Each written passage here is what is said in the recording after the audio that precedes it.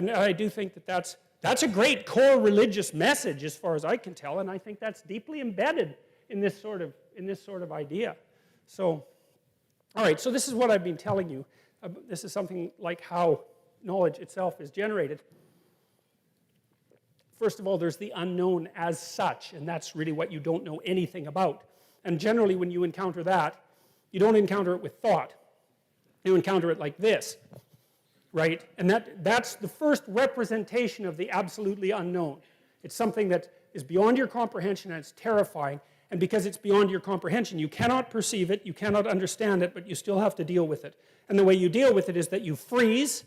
That's what a basilisk does, say, to the kids in Harry Potter, right? They take a look at it and they freeze.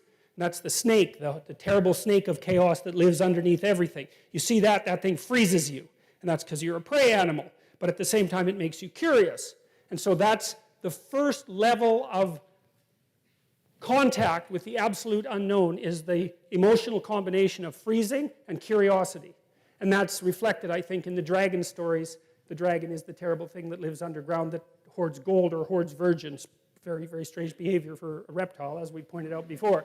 But the idea is that it's a symbolic representation of the predatory quality of the unknown combined with the capacity of the unknown to generate nothing but novel information. And it's a very, you can see that as very characteristic of human beings, because we are prey animals. But we're also unbelievably exploratory, and we're pretty damn good predators. And we occupy this weird cognitive niche. And so one of the things we've learned is that if we forthrightly confront the unknown, terrifying as it is, there's a massive prize to be gained, continually. And so that seems to be true, right?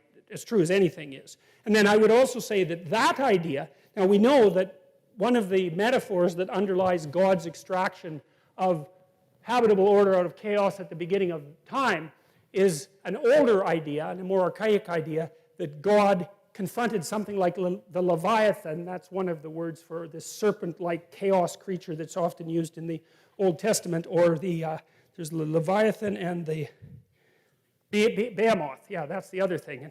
And so there's this idea that I think probably came from the Mesopotamians, that God, either in the son-like aspect or in the father-like aspect, is the thing that confronts this terrible beast that represents the chaotic unknown and cuts it into pieces, and then sometimes gives the body parts to the populace in order to feed them. So you can see a hunting metaphor there as well, but it's deeper than that.